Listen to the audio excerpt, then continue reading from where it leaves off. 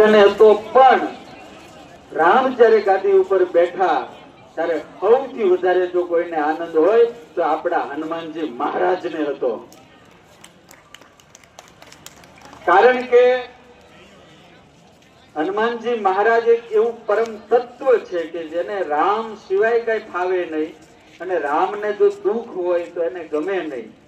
તો હનુમાન રાવણજીને ગાદીએ બેસાડવા માટે સૌથી વધારેમાં વધારે કોઈએ પ્રયત્ન કર્યો હોય, કોઈએ સેવા કર્યો હોય, કોઈએ જો સાહસ કર્યું હોય અને કોઈએ જો યુદ્ધ કર્યું હોય સૌથી વધારે તો માત્ર ને માત્ર આપણા હનુમાનજી મહારાજ છે.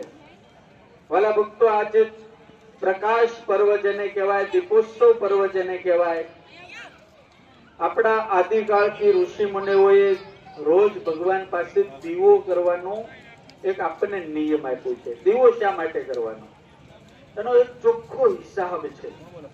તમે જો પરમાત્માની પાસે દીવો કરીને અજવાળું કરો તો તમારા ઘરની અંદર ભગવાન અખંડ અજવાળું રાખે.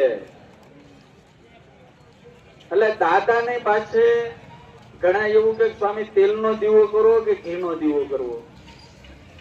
આ હનુમાનજી મહારાજ એક જ એવા છે, એને ગુલાબનો હાર ચડાવો તોય રાજી થાય, આંકડાનો ચડાવો તોય રાજી થાય, જેમાં કોઈ સુગંધ નથી.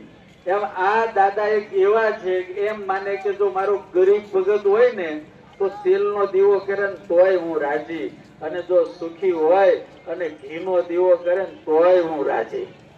મૂળ દીવો કરવો પડે. એટલે આપણે બધાએ આજે હજારો લોકોએ આમ તમે જોશો દાદાની ઠેઠ દરવાજા સુધી હજારોની સંખ્યામાં, લાખોની સંખ્યામાં દીવા પ્રગટાવ્યા છે. એટલે આપણે બધાએ અત્યારે સમૂહ આરતી હનુમાનજી મહારાજની કરવાની છે.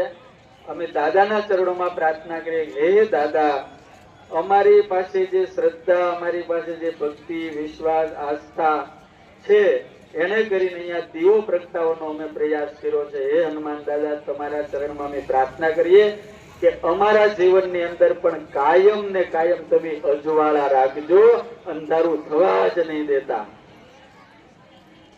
આજે આ જૂનું વર્ષ પૂરું થાય છે, આવતીકાલથી નવું વર્ષનો પ્રારંભ થાય છે. આપણે સૌ જાણીએ છીએ.